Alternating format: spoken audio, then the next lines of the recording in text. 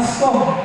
At dahil niyakap ng Panginoon ang pagkatao natin, tayo pong lahat tinanggap natin ang karangalan bilang mga pamilya at angkan ng Diyos. Nagkaroon tayo ng pagkakataon na makamit ang kaligtasan sa loob ng batang sinilang sa Belen. Sa kanyang pagkakatawang tao, tayo dinako ng Diyos mula sa pagkakasala, mula sa kamatayan, upang malaan tayo na makarating sa kanyang langit na tahanan. Amen o ba? Yun po yung regalo na tinanggap natin mula sa Panginoon. At kung mapapansin din natin, regalo ang ginaldo, yung mga pagtas, kaya ginaldo sa Panginoon sa kanilang pagdalaw. 3, ginto, kamanyang, o insenso, at mira. At kung titignan daw ho natin ang mga handog at regalo nito, may kinalaman ito sa misyon ng Panginoon. At gayon din sa misyon ng bawat isa sa atin kung sa Kanya'y nananampalataya. Dito, ano ho bang ipinapahayagan dito? Ang pagkahari ng Panginoon. Pero mga kapatid, na ito, yung pagkahari na ito ay yung pagkahari na nakatuon sa kapangyarihan lang. Dapat sapagkat ang ating mahal na Panginoon, sa kanyang pagiging hari, siya'y pinunong lingkod. Pinunong lingkod. May kapangyarihan man, gamit ito sa paglingkod. At tayo rin po, ay tuturing ng mga pinunong lingkod. Mga magulang, sa inyong mga anak, kayo ay pinunong lingkod. Yung mga nakatatanda ng mga anak sa magkakapatid, iba, kanino ba natin binigilin? Yung mga anak natin, pagka ako aalis sa mga magulang, iba doon sa nakatatanda. Kung nabahala kay Bonso, pinunong lingkod. Kami po mga pari sa ating mga kaparokya, pinunong lingkod sa gobyerno. Kaya nga ang ganda ko talaga ng katawagan sa pamahalaan kung isasabuhay lamang po nila yun eh. Di ba? Lingkod, bayan. Hindi ho ba? Pinunong lingkod. Unang handog ng mga pantas. Ikalawa, kamanyang o insenso. Sa mga liturya, ginagamit na rin mo natin yan. Kaya nga po, sa maghahandog sa templo, ang insenso ay napakahalaga. Ito ay dahil naroon ang pagpapahayag ng misyon ng Panginoon bilang pari. Kung kanina'y hari, ngayon naman po'y pari. Pari na nagpapabanal. At tayo rin, mga kapatid, hamulin sa atin ang pagpapabanal. Ito, pagpapabanal, hindi po pagpabanal-banalan.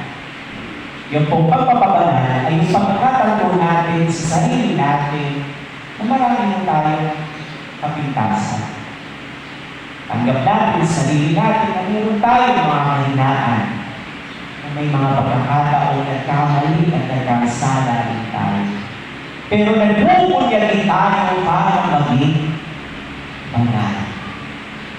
Kumpara ko doon sa mga tao nagbabanal-banalan. Mga tao na turing sa sarili, walang bakit na kasalanan, hindi na ipangumalainahan. Sila'y hiwalay sa karamihan, sila'y angat sa iba, iba ako sa inyo. Hindi mo ganun. Sapagkat mga kapatid, samantala ang mahal ng Panginoon, lahat tayo ipagpagpag. Kung man po ay matuwid, kung may makasalanan, tinatawag tayo ng may kapal. At tandaan din po natin ang pagpapakabanal ay hindi lamang po gawain para sa ating sarili. Sapagkat gampanin natin ito upang ang kabanalan ay maituro at madala natin sa ating kapwa. Tandaan mo natin ang pagpapakabalan ay yung katulad ng usok ng insenso na itinataas para makarating sa may kapal. Kaya tanongin natin sa sarili natin, sa pakikitungo natin sa kapwa, ang kapwa ba natin ay pinabakalan natin? Kung talagang po ang siraan, ang diskrisa, ang paninira o pangahamak ng kapwa o panalangin ng kapwa, sa tingin mo ba itinataas mo yung kapwa mo? O binababa mo niludurakan? Sa mga ganung paraan, tandaan mo natin mga kapatid, ang gawa ng pagpapabalan ay hindi para sa sarili lamang. Gawain din natin ito para maibulot sa ating kapwa. Ang kamanyahan ay tanda ng misyon ng Panginoon ng pagpapabalan bilang pari ng sanlibutan. At ikatlo, ang hirap na kumakatawa naman po sa misyon ng pagiging propeta ng ating mahal na Panginoon. Opo, tagapagpahayag ng katotohanan, tagapagpahayag ng kalooban ng Diyos. Pero mga kapatid, kaakibat ito, ang hirap po kasi ay oil na ginagamit as preparation para sa paglilibing, para sa mga namatay. Kaya po si Maria Magdalena, at ang araw pala ng araw ng linggo ng muling pagkabuhay, pupunta siya sa libingan ng Panginoon upang mahira ng langis ang bangkay ng ating mahal na Panginoon. At ang bira para sa Panginoon ay tanda ng kanyang pag-aalay ng sakripisyo ng pag-aalay ng kanyang buhay hanggang kamatayan para matupad ang kalooban ng Ama para mailigtas ang sangkatauhan. Tanong, mission din po ba natin ito? Opo. Ang mabuhay at mamatay para sa Panginoon. Tanong lang, kaya na po ba natin talagang mamatay para sa Panginoon? Kaya na po ba? Naghahanda para magsipa. Umulan. Nako, umulan. Masarap na tulog. Huwag na muna magsipa. Tsaka na lang. Nasaan mo yung sinasabi natin, kahandaan mo natin pag-alay ng buhay sa Panginoon. Ulan lang umuurong ka na. Di ba? Mga kapatid, ito yung mga handog at alay, abinando ng mga pantas. At pansinin mo natin, ay dakila ang kanilang mga handog at regalo. Bakit? Kung mapapansin po ninyo, nagbigay sila, naghandog sila, hindi tungkol sa sarili nila, kundi para at tungkol sa hinahandugan nila. Hindi sila nagregalo, naghandog na kabinado na dito, kamanyang pira para sabihin, kami na makapagbibigay ng ganyan. Yung mga karaniwang tao, walang kakayahan para makapagbigay niya. Kabila. Parang yung kanilang regalo at handog tungkol sa kanila. Hindi. Kaya dakilan ang kanilang handog sapagkat ang kanilang handog at regalo ay tungkol sa kanilang hinahandugan. Ang ganda rin mong measurement nyo kapag naghahanda kayo ng regalo para sa bibigyan ninyo. Huwag mo munang isipin nyo, ano ba gusto ko ibigay? Actually, isipin mo, ano ba yung kailangan nyo? Ano yung talagang para sa kanya? Kasi kung minsan nga po, baka huwag natin, sarili pa rin natin sa pagbibigay. Pero nakakalimutan natin yung bibigyan. Meron nga daw kung nag-post sa gano'ng tatay, binabati yung anak niya ng birthday.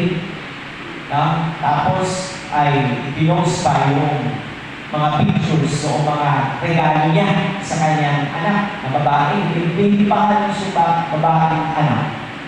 Ang mga regalo, PS4, mga gadgets, lahat yung pagpatanda Sa tingin nyo, para kanino talaga yung mga binili ng tatay? Sa kanya. Ginamit lang yung birthday yung anak para mabigyan puno yung anak niya. Mga kapatid, may dakila, ang handog, regalo at aginando na ang pinagtutuunan natin ay yung pangkailangan ng tatanda. Ang spirit po ng paghahandog, pag-aalay at regalo, di nga hubad ang buhay natin ay dahilang regalo ng Diyos sa atin. Paulit-ulit po natin yan ang sinasabi. Ang buhay mo ay regalo ng Diyos sa iyo. Aginando ng Panginoon sa iyo. Pero mga kapatid, kung papaano mo ginagamit ang buhay mo, yan naman ang nagiging regalo, handog at aginando mo sa Kanya. At sandali na magharap kayo mukha sa mukha. Tanong na lang po, kamusta na ho yung ireregalo natin sa Panginoon sa oras na makaharap na natin siya? Inihahanda mo ba natin ang ating aginando sa Kanya?